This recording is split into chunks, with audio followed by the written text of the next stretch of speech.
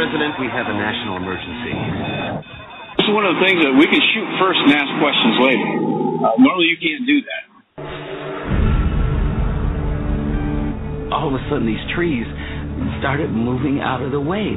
They parted for me. And then I came out into this opening, and there where I saw Jesus Christ.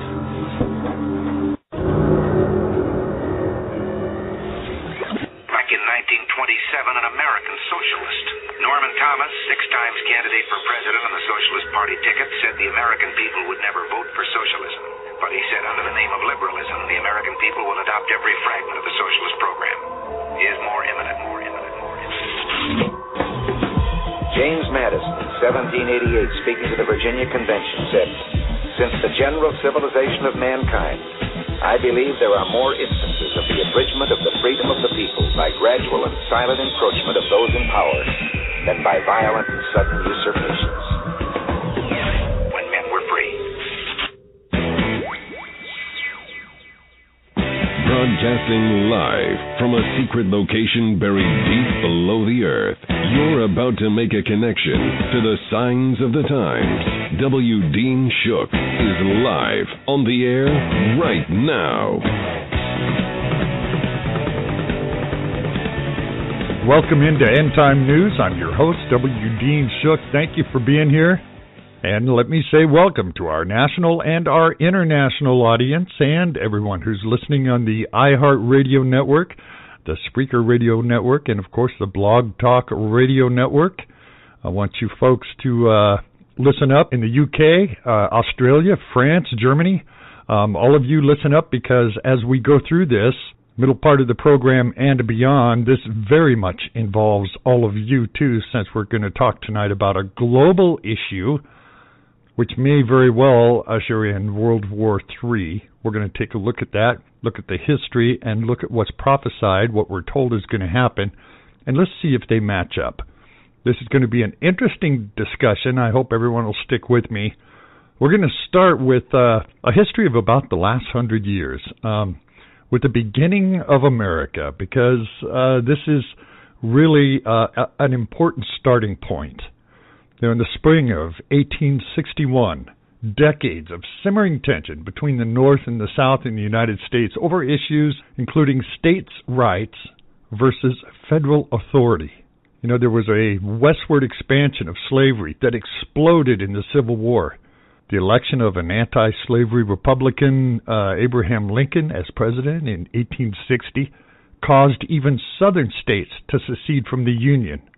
They formed what was called Confederate States of America.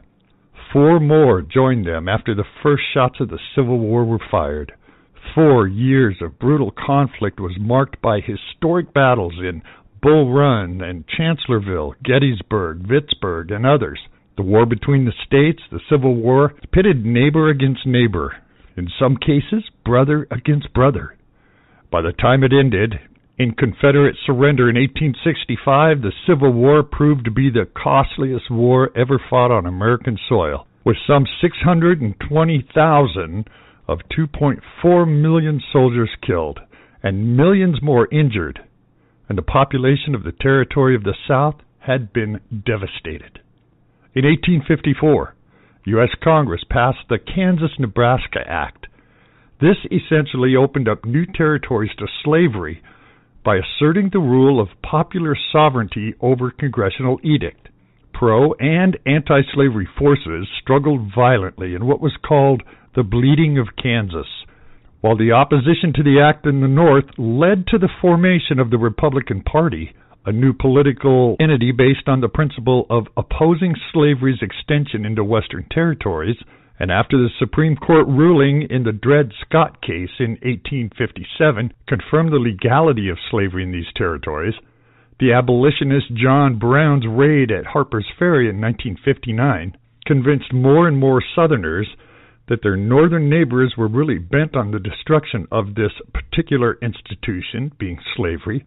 Lincoln's election in November of 1860 was the final straw. Within 3 months, 7 southern states, South Carolina, Mississippi, Florida, Alabama, Georgia, Louisiana, and Texas, has seceded from the United States. In the early mornings of April 12, 1861, rebels opened fire at Fort Sumner at the entrance of the harbor of Charleston, South Carolina. This was the first encounter of what would be the bloodiest war in the history of the United States. After a 34-hour bombardment, Major Robert Anderson surrendered his command to about 85 soldiers to some 5,500 Confederate troops under P.G.T. Beauregard. Within weeks, 4 more southern states, Virginia, Arkansas, Tennessee, and North Carolina, left the Union to join the Confederacy. Now, with war on the land, President Lincoln called for 75,000 militiamen to serve for 3 months. He proclaimed a naval blockade of the Confederate States. Now, although he insisted that they did not legally constitute a sovereign country, but were instead states in rebellion, he also directed the Secretary of the Treasury to advance $2 million to assist in the raising of troops. He suspended the writ of habeas corpus, first along the East Coast and ultimately throughout the country. The Confederate government had previously authorized a call for 100,000 soldiers for at least 6 months of service. This figure was soon increased to 400,000. George B. McClellan, who replaced the aging General Winfield Scott as Supreme Commander of the Union Army at first months of the war, was beloved to his troops, but his reluctance to advance frustrated Lincoln. In the spring of 1862, McClellan finally led his army at the Potomac up the peninsula between the New York and James Rivers. He captured Yorktown on May 4th. The combined forces of Robert E. Lee and Jackson successfully drove back his army in the 7-day battle. Lee then moved his troops northward. He split his men, sending Jackson to meet Pope's forces near Manassas, while he himself moved separately with the second half of the army. On August 29th, his troops, led by John Pope, struck Jackson's forces in the Second Battle of Bull Run. The next day, Lee hit the Federal left flank with a massive assault, driving Pope's men backwards toward Washington. On the heel of this victory at Manassas, Lee began his first Confederate invasion to the north. Despite contradictory orders from Lincoln and Halleck, McClellan was able to reorganize his army and strike at Lee. Now, Lee, having a decisive victory at Antietam, issued a preliminary Emancipation Proclamation, which freed all slaves to the rebellious states after January 1st, 1863. He justified his decision as a wartime measure, but he didn't go as far as to free the slaves in the border states that were loyal to the Union. Still, the Emancipation Proclamation deprived the Confederacy of the bulk of its labor forces. It put international public opinion strongly on the Union side. Some 186,000 black soldiers joined the Union Army by the time the war ended in 1865. 38,000 of them lost their lives. In the spring of 1863, Hooker's plans for a Union offensive were thwarted by a surprise attack by the bulk of Lee's forces, whereupon Hooker pulled his men back to Chancellorsville. The Confederates gained a costly victory in that battle that followed, suffering 13,000 casualties, around 22% of their troops. The Union lost 17,000 men, about 15%. Lee launched another invasion in the north in early June, attacking Union forces commanded by General George Meade on July 1st near Gettysburg in southern Pennsylvania. Over 3 days of fierce fighting, the Confederates were able to push through the Union center and suffered casualties of close to 60%. Meade failed to counterattack, however, and Lee's remaining forces were able to escape into Virginia, ending the last Confederate invasion in the North. Also in 1863, Union forces under Ulysses S. Grant took Vicksburg. This was a victory that would prove to be the turning point of the war for the Western Theater.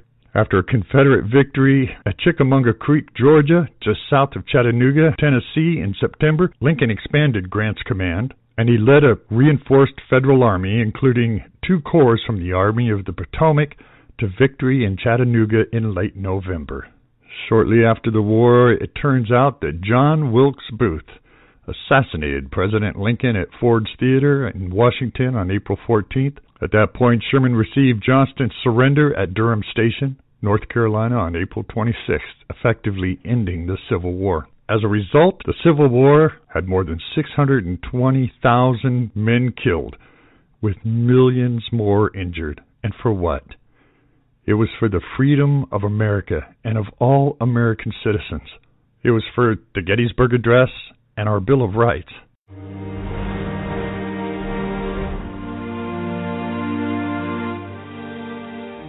On June 21st, 1788, the Constitution of the United States was ratified, and the nation was born. The ratification process was difficult and often controversial. Many of the Founding Fathers were worried that the Constitution didn't go far enough to limit the power of the federal government and protect the individual liberties of people in America. Some of the founders refused to sign the Constitution without first being assured of an additional Bill of Rights. So, in order to get everyone to agree on the Constitution, a series of 20 amendments were proposed by James Madison and supported by the author of the Declaration of Independence, Thomas Jefferson. 10 of these were sent by Congress to the states on September 25th, 1789. Madison and the other founders knew from experience and history that strong centralized government is a threat to both freedom and prosperity. So the Bill of Rights was created in order to prevent the government from becoming too powerful. But how did James Madison come up with these amendments? To answer that question, we have to understand a little bit about the world in the 18th century. Beginning with the early scientists like Descartes and Isaac Newton in the middle of the 1600s and culminating around the beginning of the 1800s, this historical period is known as the Age of Enlightenment. During this period, Western philosophers advanced the idea that all human beings were born with certain inalienable rights, which should not be infringed by anyone, even governments, lords, and kings. While there are many influential thinkers of this time, including many of the United States founding fathers such as Benjamin Franklin and Thomas Jefferson, it was British philosopher John Locke who first asserted that all people have three basic natural rights. First, everyone has a right to their own life. Second, everyone has the right to liberty. Third, everyone has a right to keep and own property. In essence, this means that you should not be murdered, enslaved, or robbed by anyone else, including by agents of the government. American revolutionary Thomas Paine elaborated on Locke's ideas. In his 1791 book, The Rights of Man, Paine wrote, "It is a perversion of terms to say that a charter gives rights. It operates by a contrary effect, that of taking rights away. Rights are inherently in all the inhabitants, but charters, by annulling those rights in the majority, leave the right by exclusion in the hands of a few.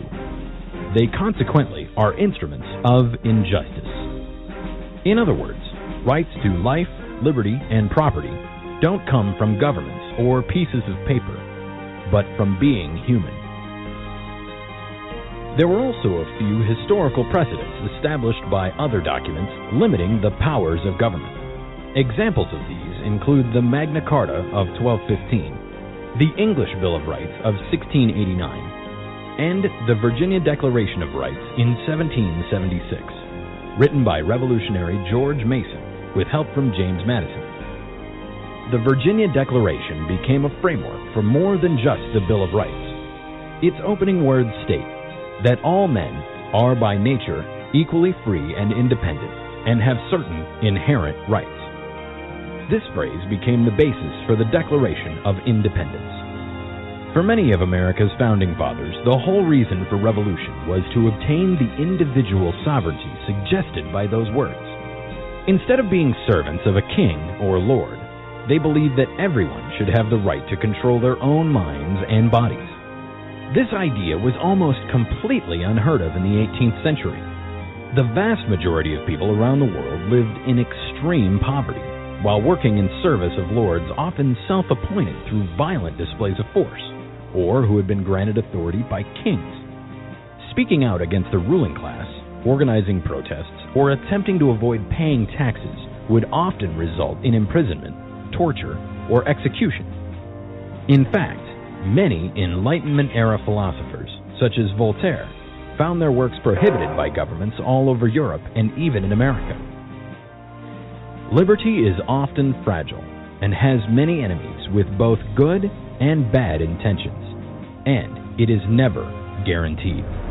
Many people throughout recorded history in the United States and around the world have fought and died to obtain equal protection of their rights under the law and the simple freedom to live their lives as they choose.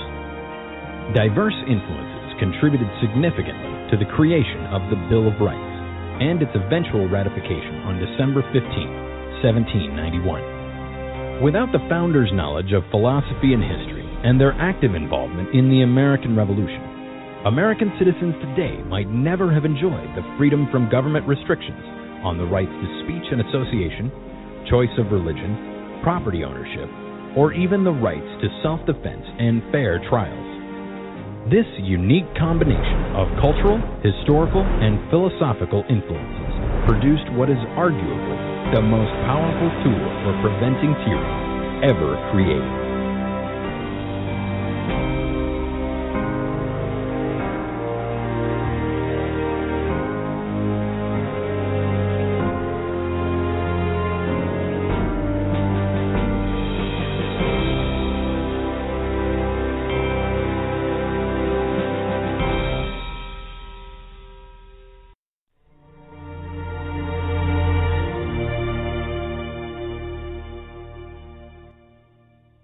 Amendment 1. Congress shall make no law respecting an establishment of religion, or prohibiting the free exercise thereof, or abridging the freedom of speech, or of the press, or the right of the people peaceably to assemble and to petition the government for a redress of grievances. Amendment 2. A well-regulated militia, being necessary to the security of a free state, the right of the people to keep and bear arms shall not be infringed. Amendment 3. No soldier shall, in time of peace, be quartered in any house, without the consent of the owner, nor in time of war, but in a manner to be prescribed by law. Amendment 4. The right of the people to be secure in their persons, houses, papers, and effects against unreasonable searches and seizures shall not be violated, and no warrant shall issue but upon probable cause, supported by oath or affirmation, and particularly describing the place to be searched, and the persons or things to be seized. Amendment 5.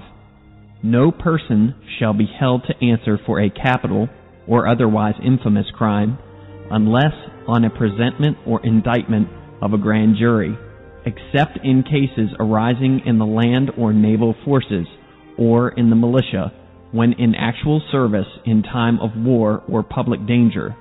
Nor shall any person be subject for the same offense to be twice put in jeopardy of life or limb, nor shall be compelled in any criminal case to be a witness against himself, nor be deprived of life, liberty, or property without due process of law, nor shall private property be taken for public use without just compensation. Amendment 6. In all criminal prosecutions, the accused shall enjoy the right to a speedy and public trial by an impartial jury of the state and district wherein the crime shall have been committed, which district shall have been previously ascertained by law, and to be informed of the nature and cause of the accusation, to be confronted with the witnesses against him, to have compulsory process for obtaining witnesses in his favor, and to have the assistance of counsel for his defense. Amendment 7. In suits at common law, where the value in controversy shall exceed $20, the right of trial by jury shall be preserved, and no fact tried by a jury shall be otherwise re-examined in any court of the United States than according to the rules of the common law. Amendment 8. Excessive bail shall not be required, nor excessive fines imposed, nor cruel and unusual punishments inflicted. Amendment 9. The enumeration in the Constitution of certain rights shall not be construed to deny or disparage others retained by the people. Amendment 10. The powers not delegated to the United States by the Constitution, nor prohibited by it to the states, are reserved to the states respectively, or to the people.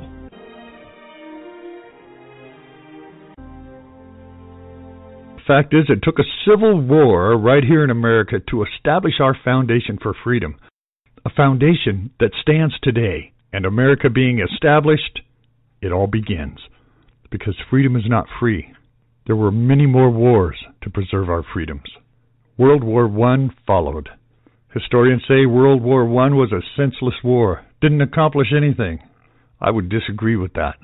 World War I was a huge leap in military technology. It brought about not only the thirst for bigger, better weapons, but it ushered in a future technology of weapons of mass destruction like the world has never seen before. From World War I and beyond, war would never be the same. War was now more ruthless and more brutal as any war in the past. World War I also polarized the sovereignty of many countries, and this is important, and you'll see why here shortly. It put into place ideologies that would bring more wars in the future. The Associated Press ranked World War I as the 8th most important event of the 20th century. In fact, almost everything that subsequently happened occurred because of World War I. The Great Depression, World War II, the Holocaust, the Cold War, the collapse of empires. No event better underscores the utter unpredictability of the future. Europe hadn't fought a major war for 100 years. A product of miscalculation, misunderstanding, miscommunication, the conflict might have been averted at many points during the 5 weeks up to the beginning of World War I. World War I destroyed 4 empires: the German, Austro-Hungarian, the Ottoman, the Romanov, and it touched off colonial revolts in the Middle East and Vietnam. World War I shattered America's faith in reform and moral crusades. World War I carried far-reaching consequences from the home front, including prohibition, women's suffrage, and a bitter debate over civil liberties. Again, America is fighting for its freedom. World War I killed more people, 9 million combatants and 5 million civilians, and cost more money, $186 billion in direct costs and another $151 billion in indirect costs. This was more than any other previous war, even the Civil War. How did America get involved in World War I? Isolation was a long American tradition. Since the days of George Washington, Americans had struggled to remain protected by the mighty ocean of its borders. When European conflicts erupted, as they frequently did, many in the United States claimed exceptionalism. America was different. Why get involved in Europe's self-destruction? When the Archduke of Austria-Hungary was killed in cold blood, it ignited the most destructive war in human history. The initial reaction in the United States was to be expected for neutrality.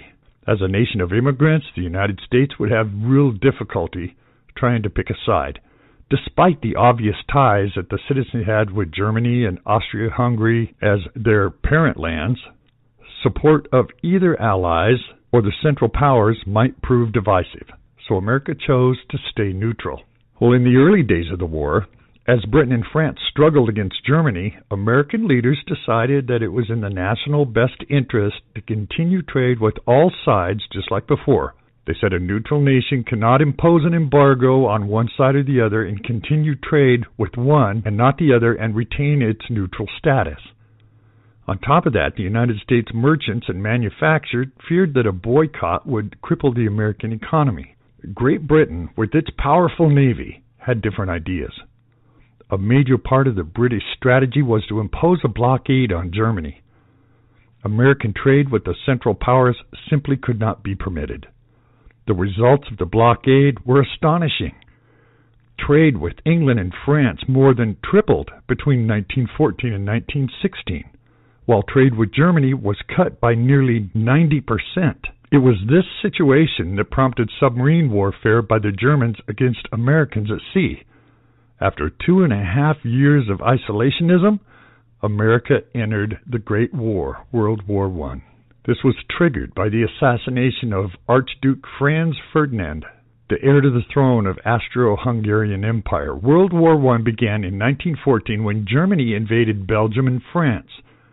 Several events led to the U.S. intervention: the sinking of the Lithuania, a British passenger liner, unrestricted German submarine warfare, and what's called the Zimmermann Note, which revealed a German plot to provoke Mexico to war against the United States. Millions of American men and women were drafted.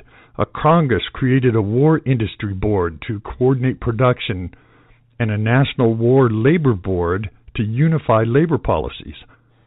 The Treaty of Versailles deprived Germany of territory and forced it to pay reparations. President Wilson agreed to the treaty because it provided for the establishment of a League of Nations. That's important, remember that. But he was unable to persuade the Senate to ratify that particular treaty. So what were the consequences? Nearly 10 million soldiers died. About 21 million were wounded. U.S. deaths totaled 116,000 plus. During this same time, 4 empires collapsed. The Russian Empire in 1917, the German and Austro-Hungarian in 1918, and the Ottoman Empire in 1922. Independent republicans were formed in Australia, Czechoslovakia, Estonia, Hungary, Latvia, Lithuania, and Turkey. Most Arab lands that had been part of the Ottoman Empire came under the control of Britain or France. The Bolsheviks took power in Russia in 1917.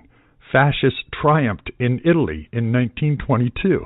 Other consequences of the war included the mass murder of Armenians in Turkey and an influenza epidemic that killed over 25 million people worldwide. Under the peace settlement, Germany was required to pay reparations, eventually set at about $33 billion. They had to accept responsibility for the war, cede territory to Belgium, Czechoslovakia, Denmark, France, and Poland, give up its overseas colonies, and accept an Allied military force on the west bank of the Rhine River for 15 years. It also ushered in a new kind of war, military firsts. It was the first major war in over 40 years. Both sides had amassed new weapons and new technology that had never been used before in actual combat. This was a new kind of war where soldiers were still learning how to use these weapons. It was a war with many firsts. It was the first time in war the use of tanks and trucks, airships and airplanes, submarines.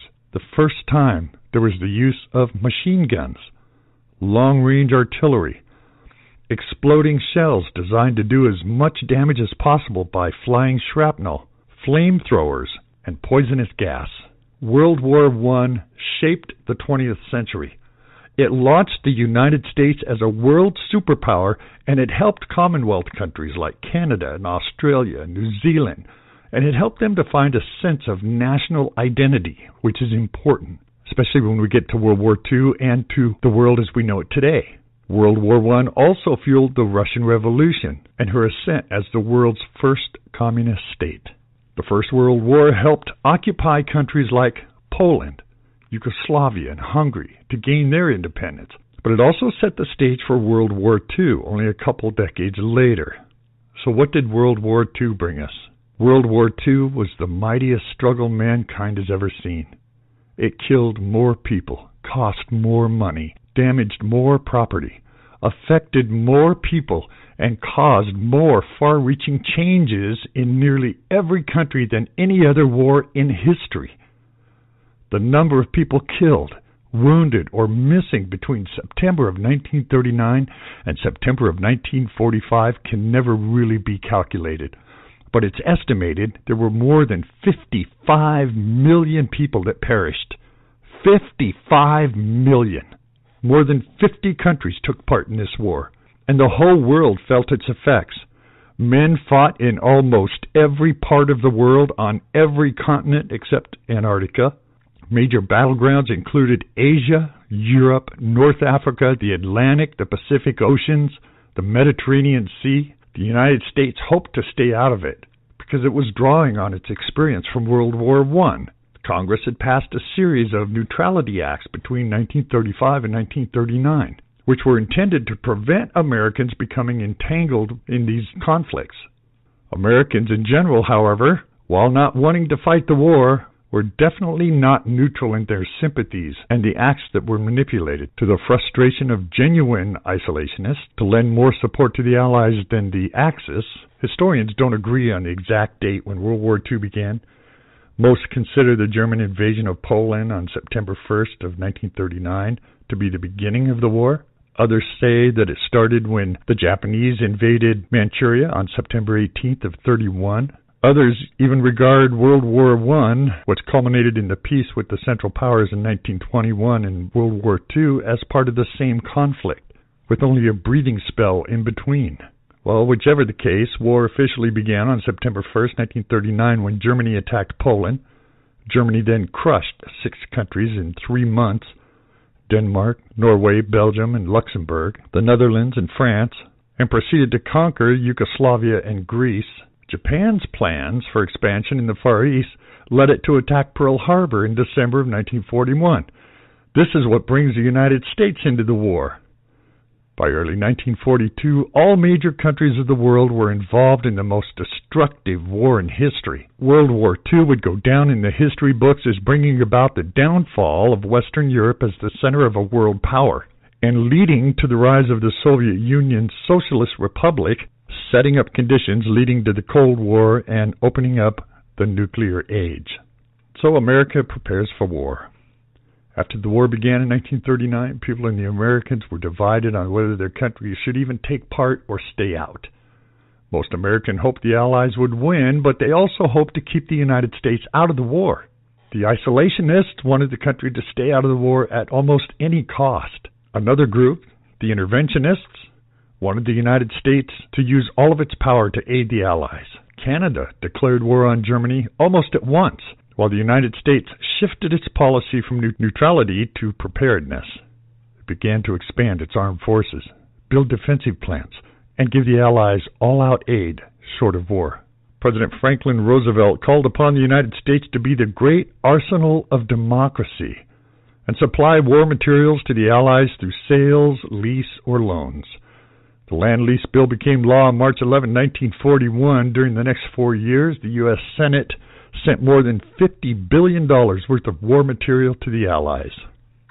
In 1939, the United States had about 174,000 men in the Army. It had about 126,000 in the Navy, 26,000 in the Army Air Corps, 19,000 in the Marine Corps, and 10,000 in the Coast Guard. That was the size of our Army. At the height of its strength in 1945, the United States had 6 million in the Army, 3,400,000 in the Navy, 2,400,000 in the Army Air Corps, 484,000 in the Marine Corps, and 170,000 in the Coast Guard. In 1939, the United States had about 2,500 airplanes and 760 warships. By 1945, it had 80,000 airplanes and 2,500 warships. The United States used draft laws to build their armed forces. The United States Selective Service Act became the law September 16, 1940. Thousands of women served in the Army's Women Army Corps, the WACs, and Navy equivalent, the WAVES, standing for Women Accepted for Volunteer Emergency Services. Factories of the United States converted from civilian to war production with amazing speed. Firms that had made vacuum cleaners before the war began to produce machine guns.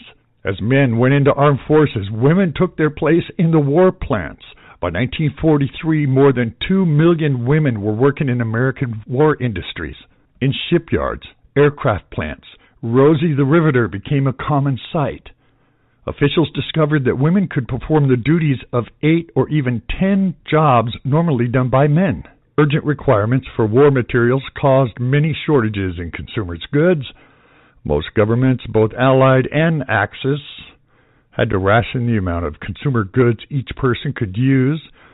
In the United States, rationed items were meat and butter and sugar, fat, oil, coffee, canned foods, shoes, and gasoline.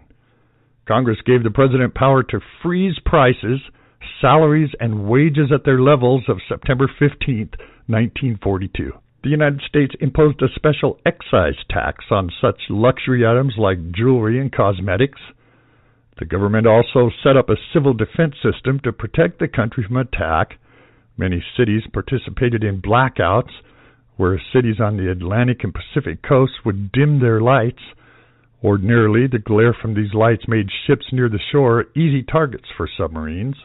And in the aftermath of World War II, it brought an end to the Depression everywhere. Industries had been ignited for the production of arms and resources to equip fighting forces. The man behind the gun helped win World War II. People on the home front built weapons, produced food and supplies. They bought war bonds. Historians believe that war production was the key to the Allied victory. The Allies not only mobilized more men and women in their armed forces, but also outproduced the Axis in weapons and machinery. Scientific inventions and discoveries also helped shorten the war. The United States organized its scientific resources in the Office of Scientific Research and Development. That government agency invented or improved such commodities as radar, rocket launchers, jet engines, amphibious assault boats, long-range navigational aids, devices for detecting submarines, and more. Science also made it possible to produce large quantities of penicillin to fight off a wide range of disease, as well as DDT to fight jungle disease that was caused by the insect. The war also solved problems, but it created many others. Germany had been the dominant power of the European continent, while Japan had held that role in Asia. The defeat of World War II left open positions of leadership. The Soviet Union moved quickly to replace positions as the most powerful country in Europe, also aimed at taking Japan's place as a dominant power in Asia. It turns out the communists under Mao Zedong affected the forces of Chiang Kai-shek and took over mainland China by the fall of 1949. With China, France, and Great Britain devastated and financially exhausted by the war, the United States and the Soviet Union became the two major powers of the world. Well, the Allies were determined not to repeat the mistakes of World War I, where Allies had failed to set up and organize and to enforce a peace until World War I ended. In June of 1941, 9 European governments in exile joined with Great Britain and the Commonwealth countries in signing the Inter-Allied Declaration, which called for nations to cooperate and work for lasting peace. So in 1944, an idea emerged to create a post-war international organization. Hence, the United Nations was born on October 24, 1945. Its first 5 sessions were held the following January in London. Also in 1945, the world changed again, this time with prophetic implications that the world had never seen. The atomic bomb, or the A-bomb, derives its explosive force from the release of nuclear energy through the fission, that's the splitting, of heavy atomic nuclei. The first atomic bomb was produced at the Los Alamos, New Mexico laboratory and successfully tested on July 16, 1945. This was the culmination of a large U.S. Army program that was part of the Manhattan Project. It was led by Dr. Robert Oppenheimer. It began in 1940, 2 years after the German scientists Otto Hahn and Fritz Strassmann discovered nuclear fission. On August 6, 1945, an atomic bomb was dropped on Hiroshima with an estimated equivalent explosive force of 12,500 tons of TNT, followed 3 days later by a second, more powerful bomb on Nagasaki. Both bombs caused widespread death, injury, and destruction. And for the first time in human history, a powerful end-time prophecy could now be realized.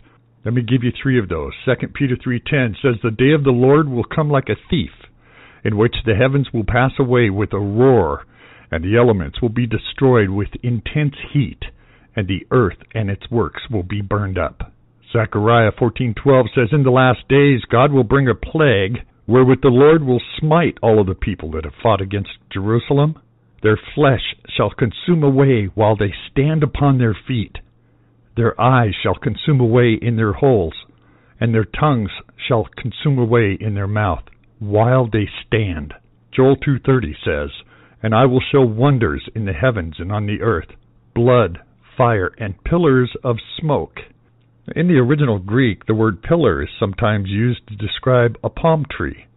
This is the same description as the mushroom cloud that comes from a nuclear blast. Just keep that in mind as we go forward here. Atomic bombs were then developed by the USSR in 1949, Great Britain in 1942, France in 1960, China in 1964. A number of other nations, particularly India, Pakistan, Israel, North Korea now have atomic bombs and the capability to produce them. South Africa formerly possessed a small arsenal. The three smaller Soviet successor states that inherited nuclear arsenals were Ukraine, Kazakhstan, and Belarus. They relinquished all nuclear warheads, which had been removed to Russia. And just as a point of fact, when the atomic bomb went over Hiroshima on August 6, 1945, 70,000 lives were ended in a flash. These people were vaporized. They were dead before they had the chance to fall down.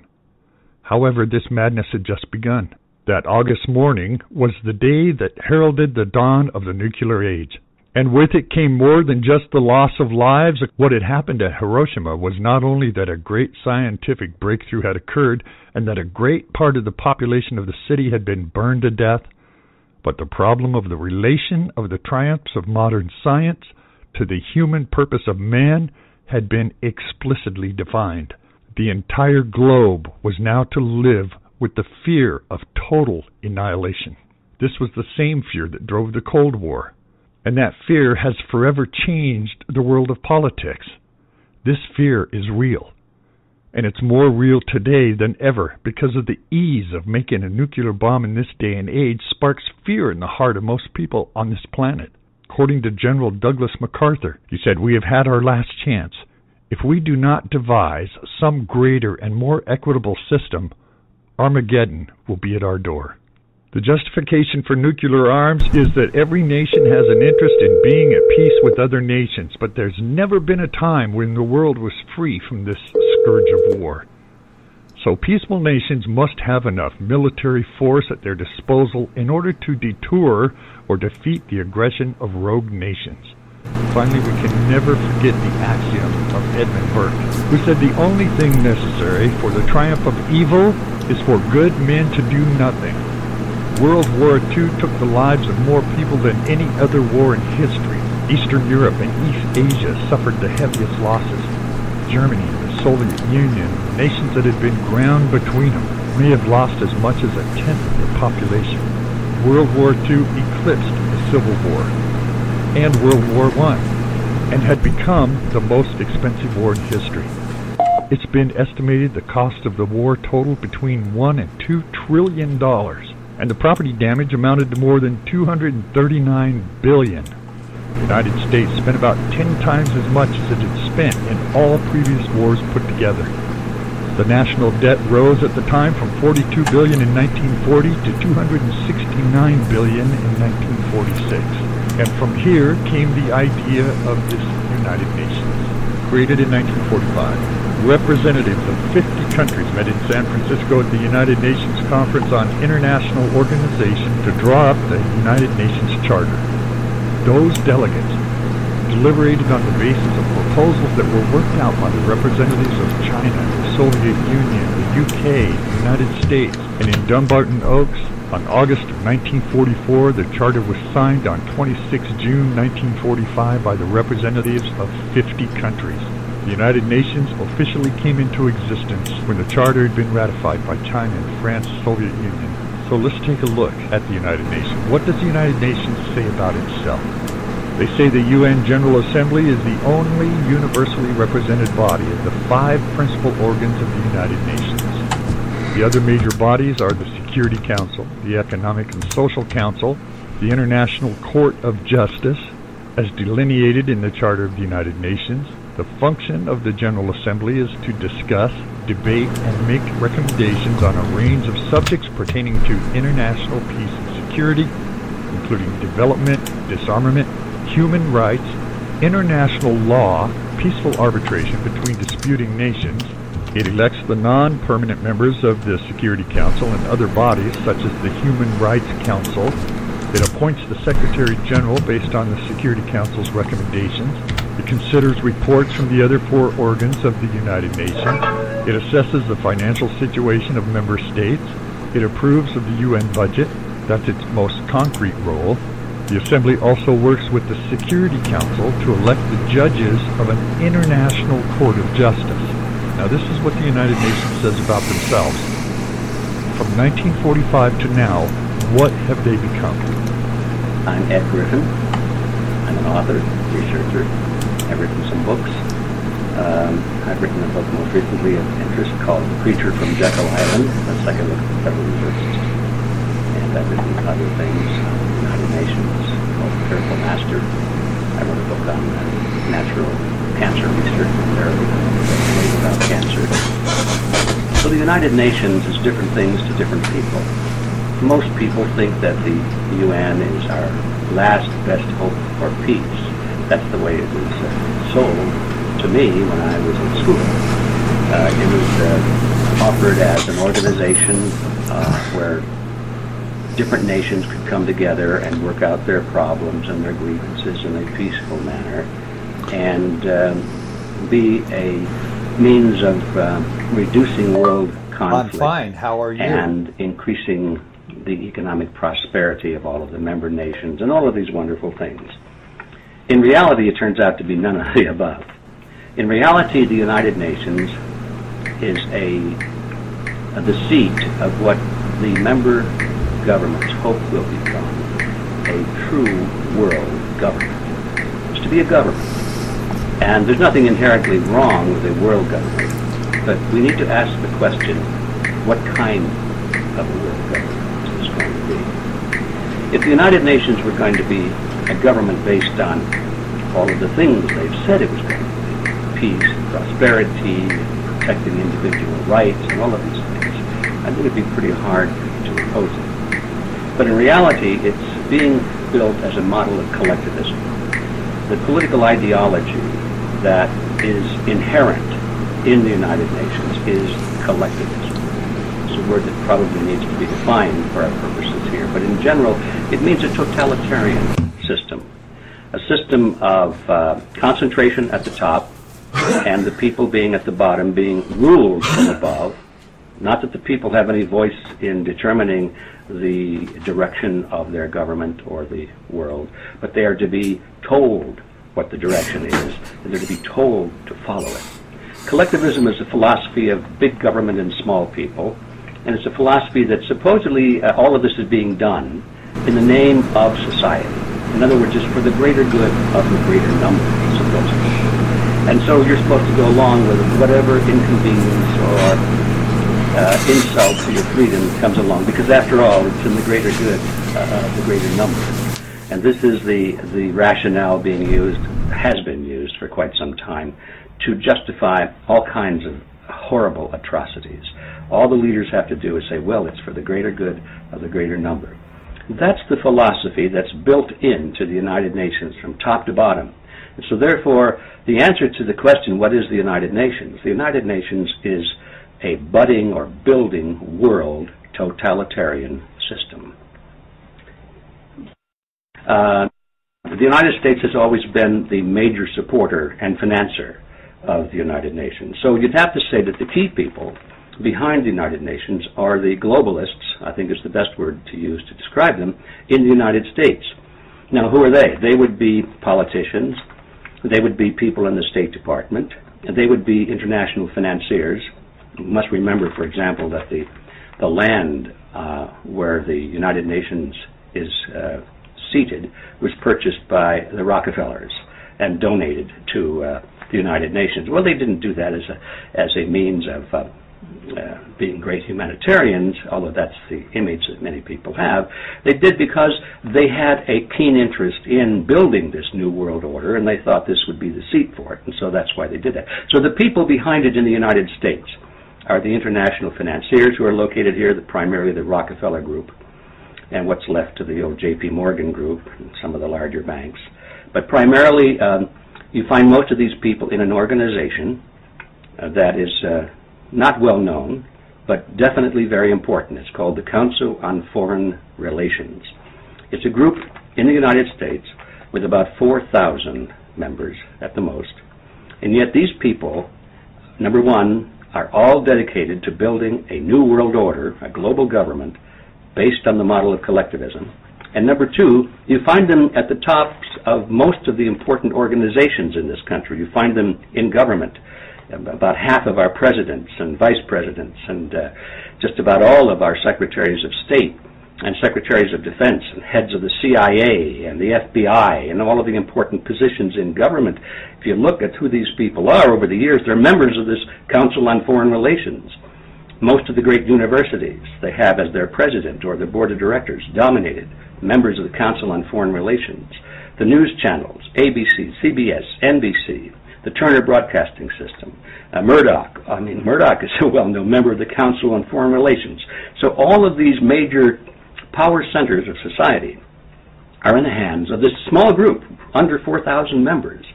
And so you ask who's behind it. If you want a list, that's a good place to start. Write to the Council on Foreign Relations office in New York, as I have done every year, and I ask for a membership report or an annual report. And on the back of each report, they proudly list all of their members. So that's where you find who is behind the United Nations. That's a hard word for many people to accept, or a phrase to accept, that we have an internationalist elite.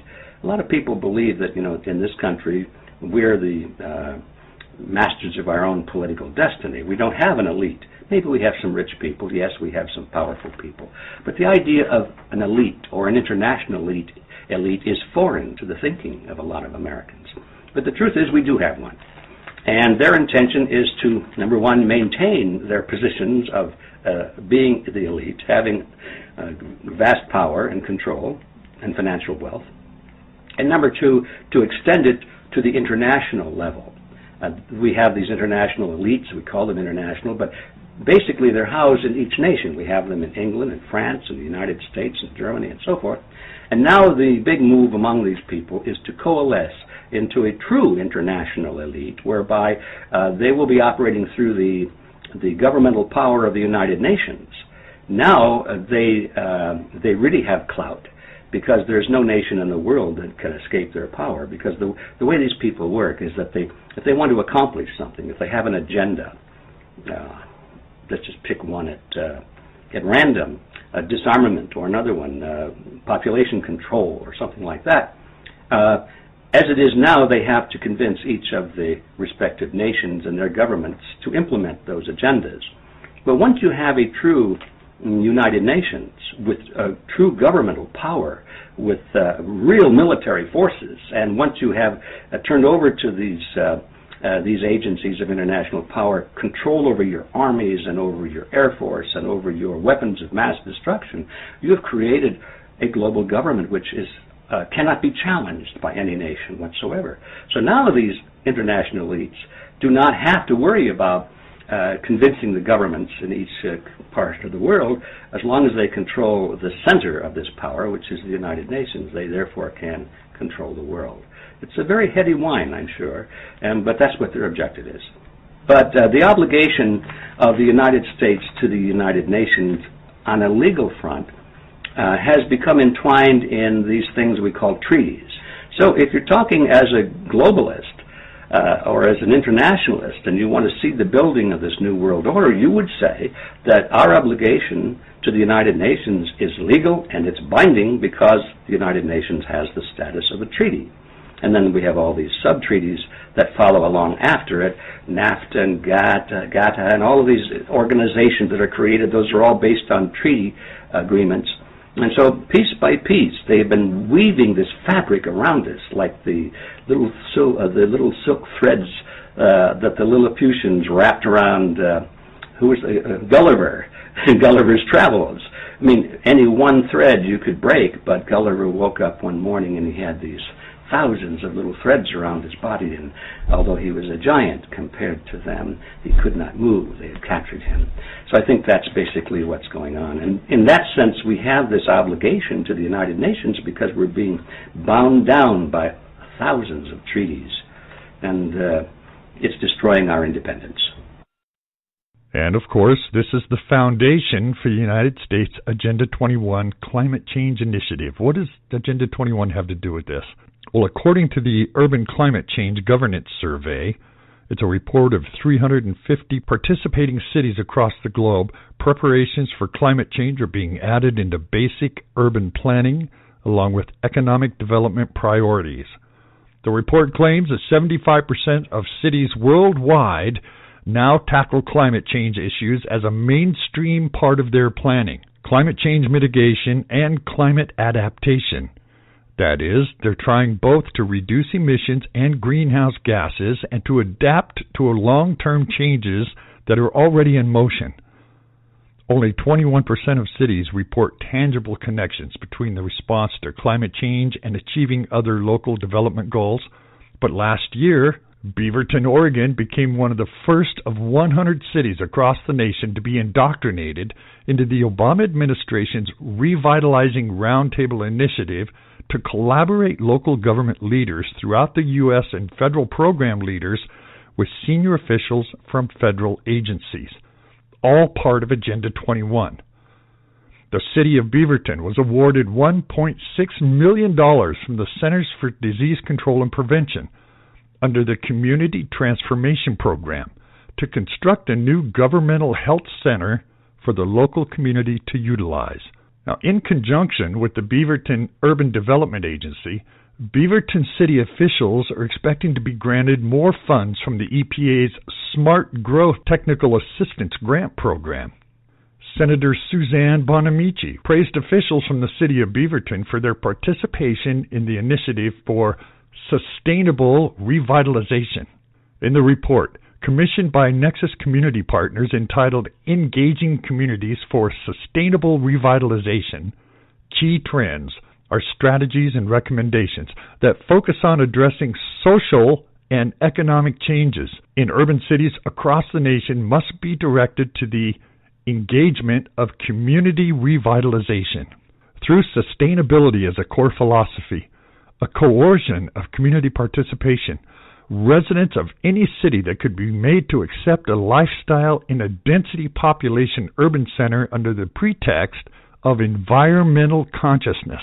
In conjunction with the Beaverton Urban Redevelopment Agency, in a report commissioned by Nexus Community Partners entitled Engaging Community for Sustainable Redevelopment, Revitalization, Key Trends, Strategies, and Recommendations, the focus of addressing social and economic changes, schemes were devised to provide for trust building with a focus on public and public-private partnerships, which is Agenda 21 language, to facilitate sustainable business development and indoctrinate the ideology of Agenda 21 into the social fabric for future projects. Now, this is not conspiracy theory. I know this is true because I live here. I broadcast from Oregon. Beaverton is not far from where I live. Here's a brief breakdown of Agenda 21. Please listen to this clip. What is Agenda 21? The constitutionalist movement has heard vague echoes in recent years about a threat to the free economy from this Agenda 21.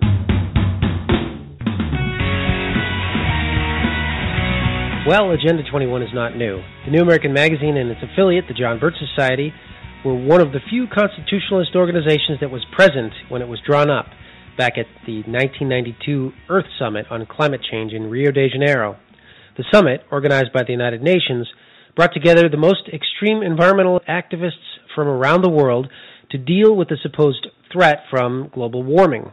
and Agenda 21 was the document they drew up. The New American's William F. Jasper attended the conference as a reporter and was able to report on events at the Rio Summit as they happened.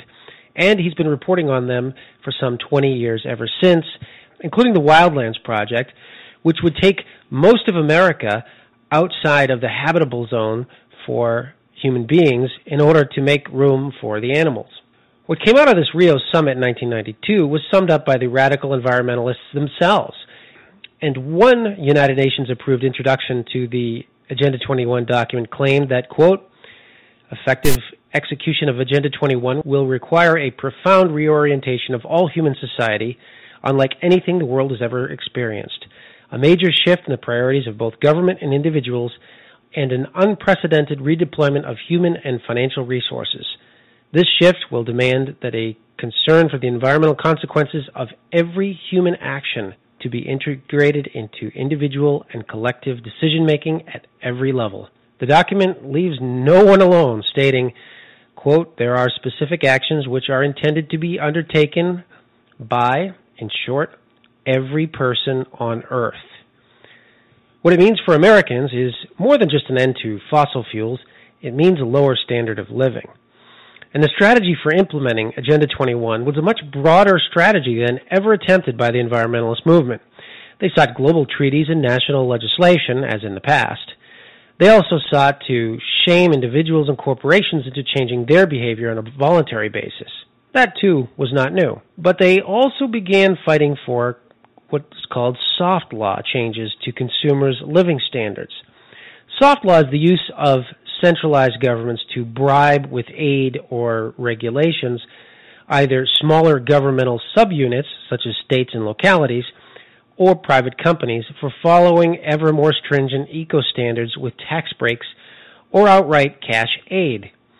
On the state and local level, the push for soft law is led by the International Council for Local Environmental Initiatives, or ICLEI, which had been founded a couple of years before the Rio Summit.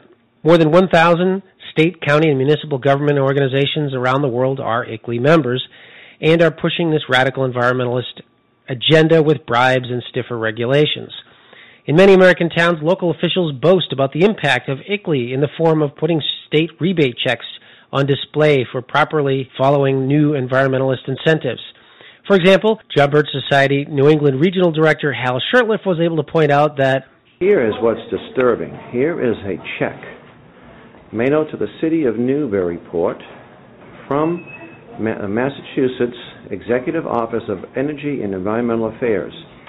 And why is this check on display? Well, this is the second such check that I have found in a city or town that belongs to the ICLEI, International Council on Local Environmental Initiative, which is a government-to-government entity, unconstitutional on its face, and their goal is to implement Agenda 21, what they call soft law, that came out of the Rio Conference in 1992.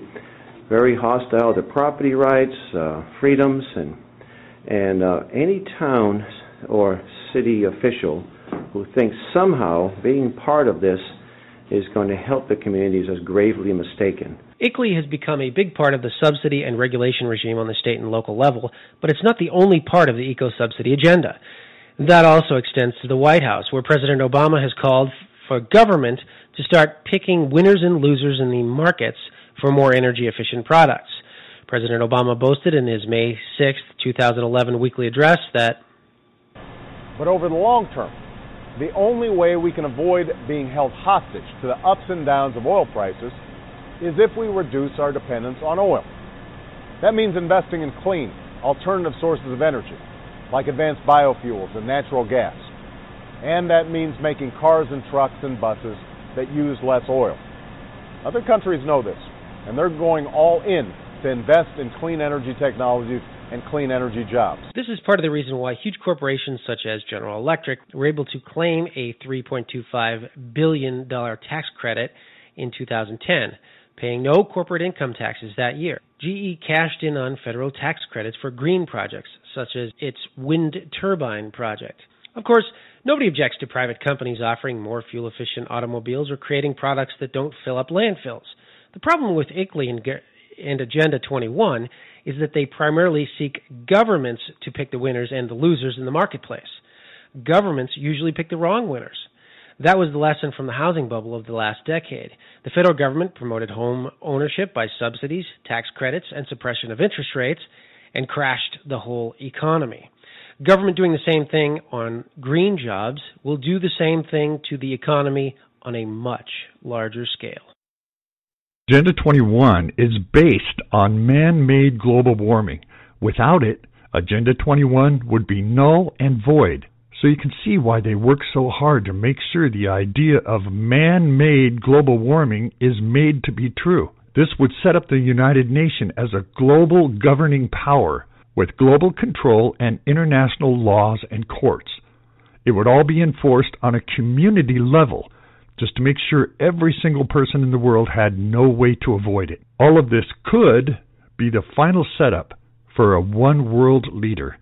If they have international courts, international laws, if one person took control of the UN under Agenda 21, he would be a one-world leader who would have the power to make or break peace treaties.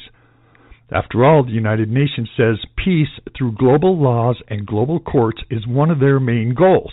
If you remember, about a week ago, I reported that there's a move to replace the U.S. passport with a regional passport, a North American passport for America, Canada, Mexico, and Cuba. America would have to give up her sovereignty to do that. This means all of the lives lost, sacrificed for our freedom since the Civil War through right now would be wasted. Our fathers, grandfathers, great-grandfathers will have died for nothing. If this comes about, we will have a ready-to-go system to fulfill another end-time prophecy, a one-world leader, a one-world government, this new world order. This is what the prophecy calls the Antichrist, this one-world leader, because he will be against everything that's good and decent. Revelation 13:5 speaks of this time of a great tribulation of 42 months. That's 7 years. And power was given unto him to continue 42 months. Listen to this clip from Dave Reagan. I see us on the threshold of the tribulation. There are 4 key prophecies concerning the end times. One is that the Jewish people are going to be regathered from the 4 corners of the earth. That took place beginning in the 1880s and going through the 20th century. Second, that the state of Israel is going to be reestablished, which occurred on May 14, 1948. The third, that the Jews would reoccupy the city of Jerusalem, which occurred on June 6, 1967. And the fourth prophecy, that all the world would come together against Israel over the issue of Jerusalem. That's where we are right now, and that means we are right on the threshold of the tribulation. 2 Thessalonians says this, "Let no one deceive you in any way, for the day will not come unless the rebellion comes first, and the man of lawlessness is revealed, the son of destruction, who opposes and exalts himself against every so-called God or object of worship, so that he takes his seat in the temple of God, proclaiming himself to be God. He will speak against the Most High. He will oppress the holy people and try to change the set times and the laws. The holy people will be delivered unto his hand for a time, times, and a half a time." Now we know that a time is a year. Times, plural, is 2 years. A half a time is a half a year. They're saying that in this 7-year period, he will have dominion for half of this. He will have power over every nation, kindred, and tongue. He will be a one-world leader. Now, through the last 100 years, through all of these wars especially, not only have we gained in power to actually destroy the earth, probably 2 or 3 times over, but we have also set it up to a point where this could actually happen, where one person could actually be in control of the entire world. If they can set up Agenda 21, sustainable development through climate change, and force everybody into this, with one world leader, he would have the power to do this. He could change the times and the laws. The Bible warns that the wrath of God will be poured out on unrepentant sinners. These judgments described in Revelation include worldwide war, both conventional and nuclear, famine, plagues, wild animals attacking humans, meteor impacts, massive global earthquakes, and the start of these terrible judgments commence at the beginning of this 7-year trial period. which is marked by the signing of a 7-year peace treaty between the Antichrist and Israel, because all of this is going to happen in the Middle East. And everyone knows right now the Middle East is upside down. If Iran gets a nuclear weapon, it'll start an arms race of nuclear weapons over there with a bunch of ideologues who want to kill everybody. It also says this tribulation period is divided in 2 halves, each in 3.5-year lengths.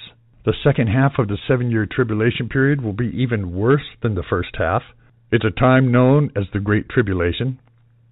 The great 3.5 years will begin the Antichrist's violation of the treaty that he signs with Israel. The last 100 years plus have been like no other 100-year period in human history. End-time prophecy in the last 100 years has come to pass more than any other time. Now, if you're one who says you don't believe all of this end-time stuff is going to happen, then you must believe that the nuclear age, terrorist nations like Iran about to get the bomb, United Nations so close to global control, financial system out of control all over the world, they're genetically modifying our food, the world's moral collapse, all kinds of disease mutating all over the world, Fukushima radiating our Pacific Ocean. You must think all of this is just going to go away. The Middle East and Russia and the Western nations will frolic in a field of daisy, holding hands and singing Kumbaya. Don't worry, everything will be fine, right? I think that's fear and refusal to accept the world the way it is. All of this is leading somewhere. This is something to think about. And we will cover more of this in future programs. In the meantime, you can contact me at contact@wdeanshook.com. The homepage is wdeanshook.com. You can get me on Twitter, that's wdeanshook. Facebook is wdeanshook. And don't forget to download the End Time News app. You can get it for your Android at Google Play, or you can get it for your iPhone in the App Store. It's absolutely free. Download it today and stay connected to the Signs of the Times. I'll see you on our next program, and think about what we talked about today. Thank you. You can get these full stories and more at wdeanshook.com. That's wdeanshook.com.